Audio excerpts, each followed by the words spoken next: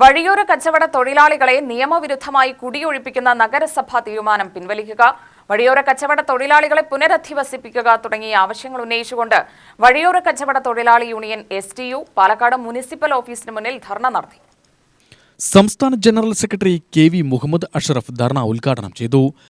പാലക്കാട് നഗരസഭയിലെ street vendors ആക്ടിനെ കുറിച്ച് അറിയാത്ത ഏതെങ്കിലും ഉദ്യോഗസ്ഥന്മാരോ ഭരണാധികാരികളോ ഉണ്ടെങ്കിൽ അവരെ ആ നിയമം പഠിപ്പിക്കാൻ കൂടിയാണ് ഈ സമരം എന്ന് ഞങ്ങൾ ഇവിടെ ആദ്യമായി മുന്നറിയിപ്പ് നൽകുക.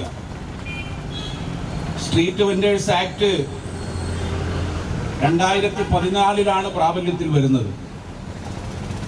അതും ലോക തൊഴിലാളി ദിനമായ മെയ് 1 2014 മെയ് 1 ഇന്ത്യ രാജ്യം മുഴുവൻ നടപ്പിലായ ഒരു നിയമമാണ് street vendors act. 2013 September 6 India രാജ്യത്തെ ലോകസഭയും 2014 ഫെബ്രുവരി 19 നമ്മുടെ രാജ്യത്തെ രാജ്യസഭയും പാസാക്കുകയും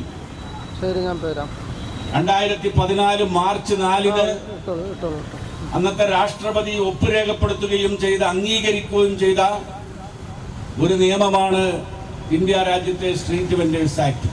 സൈദലവി പൂളക്കാട് അധ്യക്ഷനായി. സംസ്ഥാന വൈസ് പ്രസിഡന്റ് MM ഹമീദ്, ജില്ലാ general secretary PP Muhammad Kasim, municipal Muslim League president Abdul Saleem, municipal കൗൺസിലർമാരായ റിസ്വാന ബീഗം, സൈറാബാനു, സുലോചന, റസീന ബഷീർ, ഇക്ബാൽ സാഹിബ് മേപ്രമ്പ, സെറീന ബഷീർ, നെന്മാർ മണ്ഡലം പ്രസിഡന്റ് ഹനീഫ എന്നിവർ പ്രസംഗിച്ചു. UTV news Palakkad.